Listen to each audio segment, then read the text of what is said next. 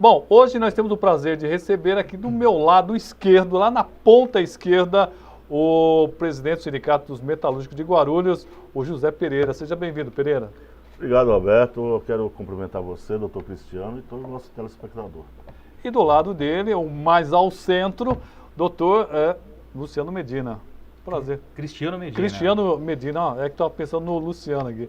Cristiano Medina, seja bem-vindo, Cristiano. Muito obrigado, Roberto. Muito importante a abordagem que você vai fazer hoje aqui no programa. Realmente é um assunto que está sendo discutido em âmbito nacional e internacional.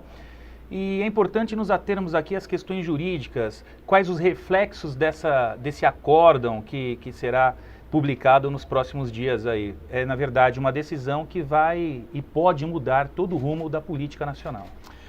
O doutor Cristiano vai falar um pouco mais tecnicamente, né? Mas é uma questão muito política, não, Pereira? A prisão do Lula ou deixar ele solto tem toda uma questão política que é tão importante quanto a questão técnica, não?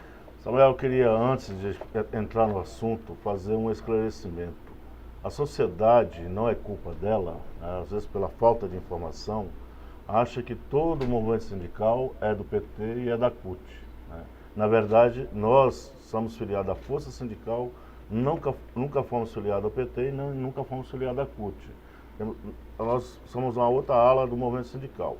Agora eu quero entrar no assunto. Por que eu disse isso? Porque tem muita gente achando, todo mundo é PT, todo mundo é CUT, e começa a misturar as coisas.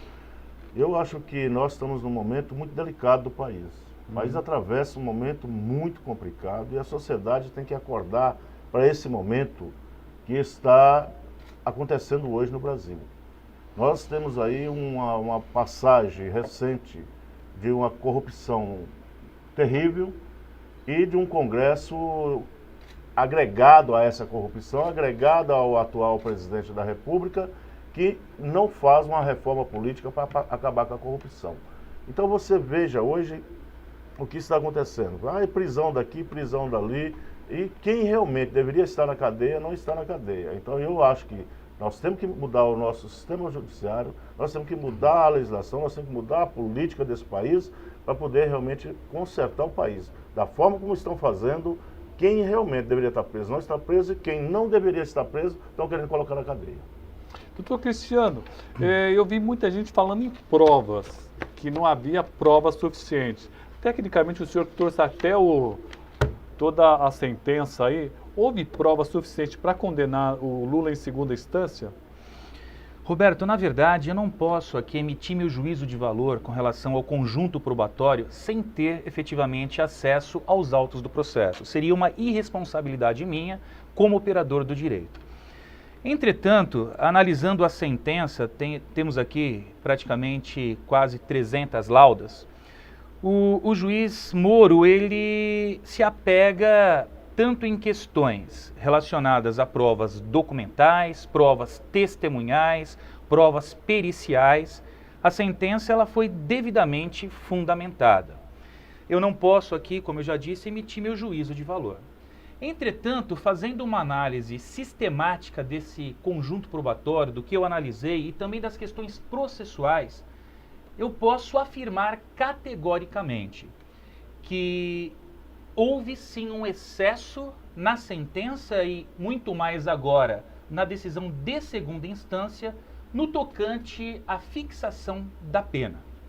Então o magistrado, por mais que entenda que existe aí um conjunto probatório robusto para condenar o ex-presidente, eu entendo que a pena ela foi severa, no sentido de que ele é primário, com bons antecedentes, por mais que existam aí 7 ações penais ainda em trâmite. Hoje, no momento da sentença, ele era tecnicamente primário e a pena ela foi elevada. O crime do artigo 317 da corrupção passiva varia uma pena de 2 a 12 e o da lavagem de dinheiro de 3 a 10. Quando da dosagem da pena, na segunda fase, o juiz acabou elevando a primeira condenação em 4 e depois acabou dando 9 anos. Né? E o tribunal elevou ainda mais, 12 anos. falando aqui de política criminal, qual é o meu entendimento com relação à dosimetria da pena? Eu entendo que tanto o juiz quanto o tribunal, eles acabaram impondo uma pena severa, tentando evitar a chamada prescrição. Por quê? O Estado ele tem um tempo, de acordo com o nosso Código Penal, tem um tempo para punir o indivíduo. E dependendo da pena aplicada, e aqui não da pena total, e sim da pena isolada, muitas vezes o Estado ele perde o direito de punir, o direito de executar aquela pena. E elevando a pena, eles acabam impedindo a prescrição do crime. Não é, obviamente, uma estratégia justa para com os acusados. Observem que o próprio tribunal ele acabou reduzindo a pena dos outros condenados e elevou a pena do ex-presidente. Isso ficou muito claro. Isso, no meu entender, não aqui emitindo jamais um posicionamento político, considerando que eu sou um operador do direito, mas isso ficou muito claro. E acontece diuturnamente, infelizmente, em vários tribunais e em vários juízos de primeira instância. O juiz fixa uma pena elevada, visando evitar a prescrição do crime. Então, fazendo uma análise sistemática da questão jurídica, é o meu posicionamento. Agora, no tocante à condenação, eu não tenho elementos, Roberto, para falar se existem provas robustas ou não. O que eu posso deixar aqui muito claro é que se há dúvidas, o réu deve ser absolvido. Isso diz o nosso Código de Processo Penal. Mas segundo, eu analisei a sentença e também assisti parte do julgamento ontem, tanto o juiz Moro quanto os desembargadores apresentaram um conjunto probatório robusto. Então, se efetivamente é aquilo que existe no processo, então a condenação foi justa. No meu modo de entender, a fixação da pena ela foi injusta, tanto na primeira quanto na segunda instância. Ô Pereira, embora você não seja do Partido dos Trabalhadores, o Lula foi presidente do Sindicato dos Metalúrgicos. Isso, de uma certa forma, acaba afetando você emocionalmente, porque você é presidente do Sindicato dos Metalúrgicos, então o Lula, de uma forma muito clara, tem uma ligação com os metalúrgicos muito forte, não? Sem dúvida. O presidente Lula, não só pela questão de ter sido metalúrgico, mas por ter sido um dos melhores presidentes que esse país já teve. Um presidente que trabalhou em benefício do povo mais pobre, né, em benefício dos trabalhadores. Lula no governo, nós estava faltando mão de obra. Faltava mão de obra e hoje, o que tem? 15 milhões de desempregados. Então, esse governo que trabalhou, que levou o luz para todos, que levou comida na mesa das pessoas mais pobres, eles querem colocar na cadeia, e aqueles que construíram seus aeroportos nos seus terrenos, para poder até fazer o que bem quer por lá, aqueles que falou que se alguém abrisse a boca matava, aqueles que saiu com a mala de dinheiro na rua, esses estão soltos. Então, o que eu vejo dentro de tudo isso é que, mesmo que haja, como o doutor Cristiano está falando, provas, que até agora eu não vi essas provas, e numa reunião que eu tive agora recentemente, segunda-feira com o Lula, ele falou assim, eles têm prova, por que eles não vão na televisão e me desmascaram então? Mostra as provas. Até porque estão falando de um triplex que agora foi penhorado por uma juíza de Brasília como sendo da OAS. Então, como é que é da OAS ou é do Lula? Então não dá para entender. Eu acho que essa coisa está sendo mais uma coisa política para tirar o Lula do caminho deles. Esta elite nunca aceitou que o povo mais pobre tivesse espaço desse mundo que nós vivemos. E aí você encontra de tudo, né? Prepararam para ter o golpe, fizeram o golpe, e agora esse governo que foi colocado pela elite está realmente plantando tudo que ele acha que deve ser feito para acabar com tudo que foi feito pelo Lula, no governo do Lula. Eu acho que a cassação do Michel Temer não aconteceu. Por quê? Porque toda aquela corja que está lá, praticamente todos, né, tem alguns lá que dá para salvar alguns ali, dos 513 deputados, está amarrado com ele, defendendo ele, porque todos têm também o seu rabo preso lá. Nos acompanhando, o Décio Pompeu está mandando um abraço para o Pereira e um abraço para o doutor Cristiano. Também nos acompanhando o Fábio David, está dando boa noite para nós, e um abraço para o doutor Cristiano Medina, está dizendo que você é um excelente profissional, orgulho da nossa cidade. Regina Celi Saldanha Martins está dando boa noite para nós também. Boa noite para os convidados aqui nos acompanhando. O Pezão do Motoclube, o Potiguar Block, Luciana Ramiro, Maria José, Cícero Araújo, Mossoró, que também é sindicalista, Zéza, Marcelo Pinho, Regina, José Carmelo, deixa eu ver aqui, o Francisco Severo, Isilda, Vera Lúcia, Amadeu, Magali, David, Camila, muita gente aqui. O Josinaldo Cabeça está mandando um abraço para vocês aqui. O Amadeu Santos, o Roberto Gomes, Anjo Luizinho. Tá todo mundo aqui nos acompanhando, agradecer muito o trabalho de vocês. Doutor Medina, nos bastidores eu estava perguntando, que eu estava numa dúvida danada sobre a questão do Lula. Ele está dizendo que ele vai viajar para a África. E toda vez que tem alguém condenado assim, eles não podem nem sair da cidade. Roberto, na verdade, existe aqui uma questão jurídica muito importante que a sociedade, aquele que não é operador do direito, precisa entender. O Lula, ele foi condenado na primeira instância e ele foi condenado na segunda instância. Uma decisão ainda não transitada em julgado, nem mesmo na segunda instância. Por mais que a votação tenha sido unânime, cabe ainda a oposição de um recurso que é o chamado embargos de declaração. Nesses embargos, o advogado ele vai poder discutir possíveis omissões, contradições ou ambiguidades dessa decisão. Só irá transitar em julgado na segunda instância após o julgamento desses embargos. Por mais que isso foi muito discutido já, nesses embargos não há a possibilidade de reverter o teor daquela decisão. Sim. Não há possibilidade. Entretanto, o Lula ele ainda é presumidamente inocente. Por que ele é presumidamente inocente?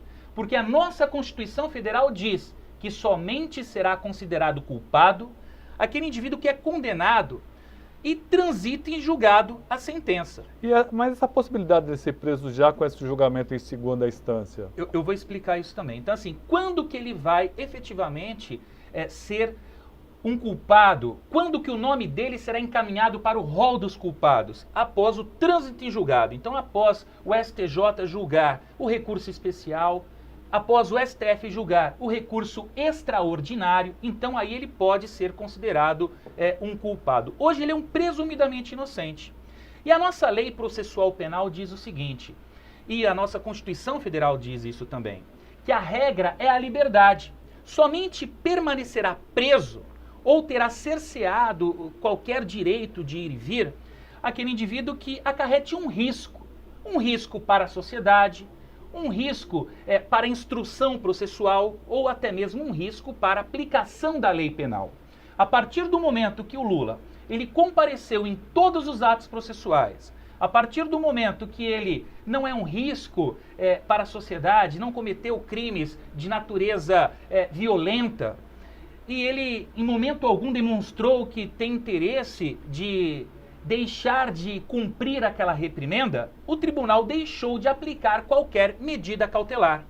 Então, se o tribunal entendesse necessário, poderia aplicar uma das medidas cautelares do artigo 319 do nosso Código de Processo Penal. Ou seja, ele deveria permanecer em liberdade até o julgamento do recurso, mas com algumas restrições. Hoje ele não tem qualquer restrição. Então ele pode exercer o seu direito de ir e vir a qualquer tempo, tanto no âmbito nacional como no âmbito internacional. Hoje não há qualquer restrição para a sua liberdade de ir e vir. Eu sei que você já vai me perguntar, como muitos estão falando, mas e a prisão? Ele pode ser preso após o julgamento dos embargos de declaração? Aliás, o Fábio Davi está perguntando, eu acho que é doutor Fábio Davi, quais os recursos que restam dos embargos de declaração? Após isso, ele poderá já ser preso conforme foi sentenciado, doutor? Poderá. Por quê? Naquele tribunal, no TRF4, existe um entendimento de que, a partir do momento que cessarem todos os recursos ali naquela instância, ele já pode começar a cumprir a sua pena. É uma regra daquele tribunal. O STJ e o STF, eles estão divididos com relação a essa matéria. Então, em alguns casos, o STF dizia, bom, a partir de agora, transitou em julgado na segunda instância, mesmo que ainda exista recursos pendentes, o indivíduo já vai começar a cumprir sua pena e pode, obviamente, ser preso. Mas não é uma súmula, e muito menos uma súmula vinculante do STF, essa questão. E eu percebo, e diariamente vemos que o STF está se flexibilizando no tocante a essa matéria. Então vai ser um divisor de águas, vai ser essa questão, vai ser obviamente levada para o Supremo, será um divisor de águas no nosso país. Qual é hoje, efetivamente, o entendimento do nosso Supremo? O Supremo vai manter aquele entendimento anterior que levou para a cadeia até mesmo o próprio Luiz Esteves. Sim. O Luiz Esteves foi preso com base nesse entendimento que o Supremo havia fixado, mas hoje já se mudou esse entendimento. O próprio Gilmar Mendes, que era favorável a essa prisão, recentemente ele já deu aí uma entrevista dizendo que depende do caso. Então o caso Lula vai ser um caso que será um divisor de águas no nosso país. Diogo Leonardo nos acompanhando, Paulo Sérgio, Vlamis Cavienato, o secretário Jorge Tayar está nos acompanhando, um abraço para ele, o André Alves, agradecer aqui o pessoal que está nos acompanhando, a Lucinha Ramiro, o Luiz Cabral está dizendo que você é um grande criminalista, uma pessoa extremamente competente. Cícero Araújo, olá Roberto, boa noite, parabéns pelo programa, manda um abraço ao doutor Cristiano. E um abraço especial para o Pereira, grande liderança de Guarulhos, Mossoró te mandando um abraço, viu Pereira? Outro para eles, para todos eles, né? Eu acho que tem todos um que estão nos monte aqui. acompanhando aí. Ô Pereira, eu sei que seu partido, ou pelo menos o partido que você ficou durante muito tempo, que era o PDT, e você está em outro partido agora, tem seus próprios candidatos à presidência. O que você vê com essa possibilidade do Lula não ser candidato à presidência do Brasil? Você vê com tristeza? Como é que você vê essa questão? Roberto, eu fui um lutador pela democracia e a gente nunca deve perder esse espaço democrático que nós conquistamos com muita luta. Mas nós temos que conservar a democracia no país, isso é muito importante. E o meu partido tem um pré-candidato, foi eu que lancei, inclusive, o pré-candidato à presidência da República, que é o filho do João Goulart, o João Vicente Goulart. Isso. Né? Mas eu acho que dentro de uma democracia, é o povo que tem que escolher, é o povo que tem realmente que tirar as pessoas ou colocar as pessoas. A gente gosta ou não gosta de quem vai ser, de quem é os candidatos, mas é o povo que tem que decidir. Então eu acho que dentro da democracia o Lula tem todo o direito de ser candidato. Então, ele tem o direito de ser candidato e é o povo que vai escolher se quer Lula ou quer um outro. Escolher entre tantos que estão aí com pré-candidatos. Tem vários pré-candidatos aí, inclusive até o Collor de Mello está voltando como pré-candidato. Eu não sei, não tem coragem de voltar, mas está voltando aí como pré-candidato. Essa é a democracia. Então nós temos que aceitar democraticamente a vinda deles. O que estão querendo fazer com o Lula, que eu acho que estão querendo fazer com o Lula, é tirar o direito dele de ser candidato. Com medo de que ele venha a ganhar a eleição. Então deixa que a sociedade decida isso. Então, acho que não é nós que temos que aqui dizer o Lula pode ou não pode ser candidato. Deixa ele ser candidato dentro de um processo democrático e aí a sociedade deve escolher ele ou não.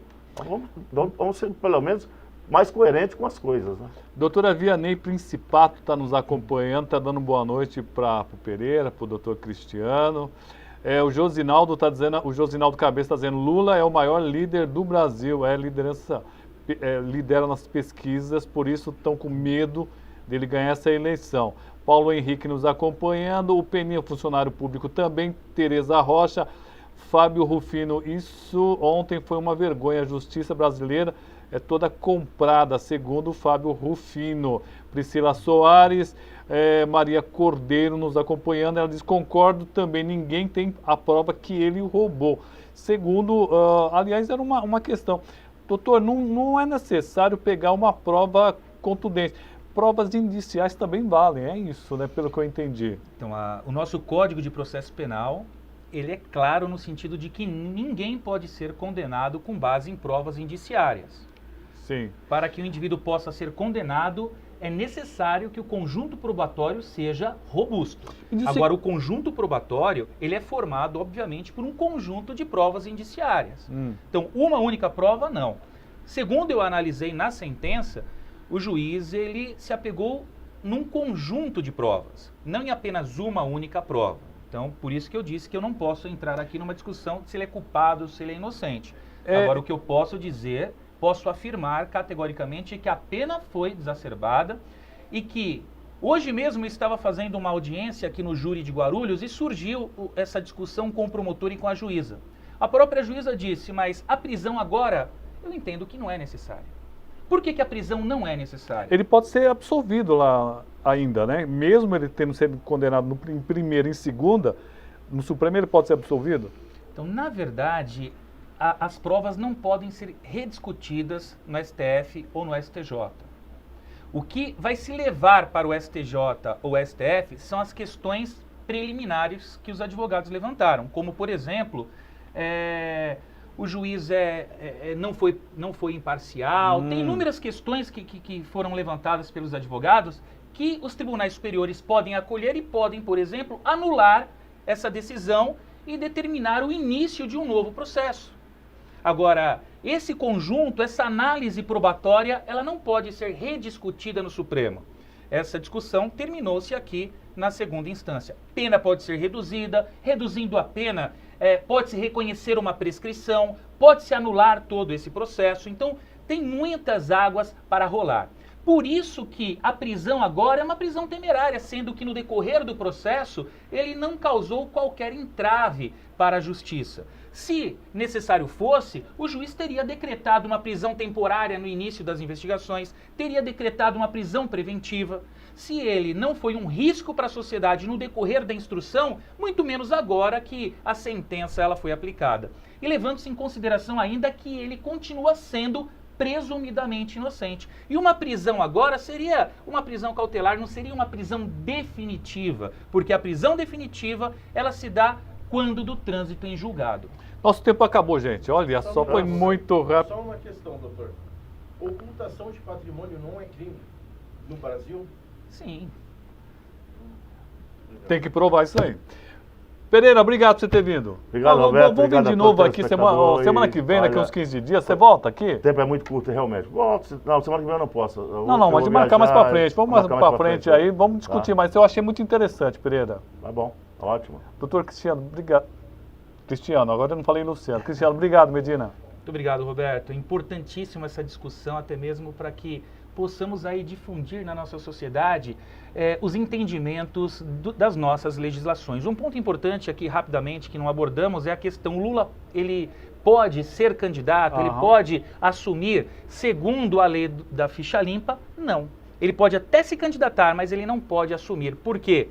Porque ele se tornou inelegível quando do julgamento na segunda instância. Mas vão discutir muito a ficha limpa ainda. Vão se discutir, mas segundo a lei, ele não poderá assumir. Um ponto importante também que foi levantado pelo colega antes aqui da nossa discussão é que estão tentando impor uma medida cautelar para que ele não possa sair do país, né? Isso não foi discutido ainda e corre-se o risco, talvez, de ele sair e pedir asilo político em qualquer outro país. É um risco que se corre e que o tribunal precisa avaliar.